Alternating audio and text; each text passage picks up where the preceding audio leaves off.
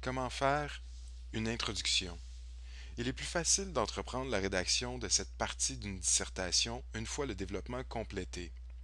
Parce qu'en gros, il s'agit simplement de reprendre de l'information traitée dans l'analyse et de la placer dans un canevas que vous connaissez sûrement déjà par cœur.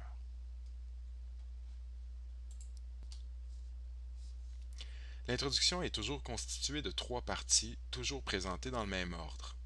Le sujet amené, le sujet posé et le sujet divisé. L'introduction est fluide et ces trois parties s'enchaînent sans accroc parce que ces dernières partagent ou se transmettent en quelque sorte, comme un relais, le sujet. Mais quel est-il ce sujet? C'est l'élément essentiel de la question de la dissertation explicative.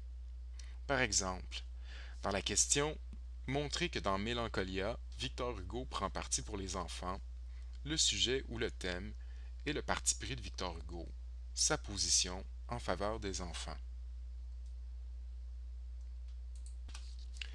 La première partie de l'introduction, le sujet amené, sert à mettre en place le sujet de la dissertation. C'est la partie la plus substantielle de l'introduction. Plusieurs aspects peuvent être abordés dans le sujet amené. On peut y parler de l'auteur de l'extrait à l'étude, de la période historique où se situe l'action de l'extrait, du courant littéraire auquel l'œuvre est associée. On peut même s'intéresser à des notions théoriques propres au genre littéraire. L'extrait analysé provient-il d'un roman, d'un poème, d'une pièce de théâtre?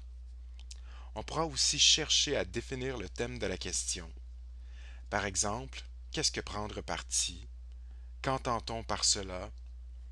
Quelles en sont les différentes interprétations possibles? Enfin, il serait également possible de résumer l'action de l'extrait, mais on évitera le plus possible d'avoir recours à cette option.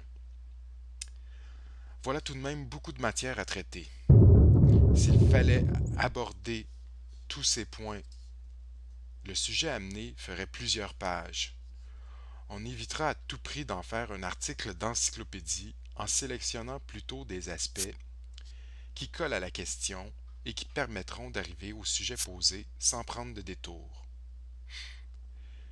C'est pourquoi on évitera d'amorcer le sujet amené par des expressions comme de tout temps, depuis que le monde est monde, ou à l'époque d'Adam et Ève. Imaginez devoir faire l'histoire de l'humanité depuis Adam et Ève avant d'en arriver au poème Mélancolia de Victor Hugo. D'ailleurs, qu'est-ce qu'un sujet posé? Il sert à énoncer le sujet de la dissertation. On reprendra donc simplement la question de la dissertation quasi telle qu'elle. Montrer que dans son poème, Mélancolia, Victor Hugo prend parti pour les enfants. Mais pour bien l'arrimer au sujet amené, on pourra la reformuler de cette façon. Dans cet ordre, nous montrerons que dans son poème Mélancolia, Victor Hugo prend parti pour les enfants.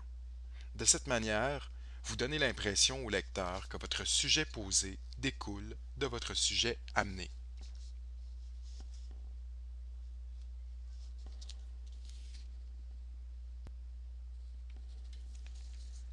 Enfin, le sujet divisé sert à annoncer les principaux arguments qui seront développés dans la dissertation.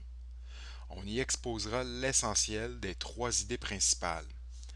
Par exemple, ils déplorent leurs conditions de travail, ils soulignent leurs souffrances, ils s'attaquent à l'attitude des patrons. Évidemment, on évitera d'en faire une simple énumération.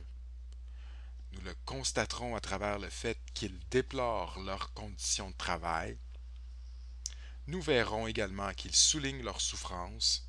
Enfin, nous montrerons qu'ils s'attaquent à l'attitude des patrons.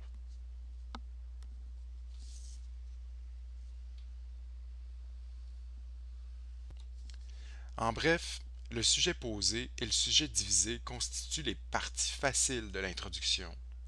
Seul le sujet amené fait véritablement appel à votre inspiration et nécessite un peu d'originalité. Concevez l'introduction comme un entonnoir. Dans ce paragraphe, vous présentez d'abord une vision générale du sujet, pour finalement la préciser en annonçant les trois arguments qui structureront votre développement. Il s'agit d'aller du général au particulier. Lorsque vous rédigez votre introduction, pensez à éviter la discontinuité entre le sujet amené et le sujet posé. Il faut que votre sujet amené soit formulé de manière telle que votre sujet posé semble en découler naturellement. N'oubliez pas de donner le titre de l'œuvre analysée et le nom de son auteur avant de poser le sujet. Vous pourriez éventuellement intégrer ces informations dans le sujet posé en reformulant légèrement celui-ci. En voici un exemple. C'est au 19e siècle que la France entre de plein pied dans l'ère industrielle. Cette période coïncide avec l'avènement du courant romantique, dont une des caractéristiques est de remettre à l'avant-scène les idéaux de la Révolution de 1789, soit liberté, égalité et fraternité. Dans cet ordre, des auteurs, Victor Hugo en particulier, se présenteront en défenseurs des plus faibles, comme les nombreuses jeunes victimes de l'industrialisation. Sujet posé, nous montrerons que dans son poème Mélancolia, Hugo prend en effet parti pour les enfants. Sujet divisé, nous le constaterons à travers le fait qu'il déplore leurs conditions de travail, nous verrons également qu'il souligne leurs souffrances, enfin, nous montrerons qu'il s'attaque à l'attitude de leur patron. Remarquez comment le sujet amené constitue presque la moitié de l'introduction.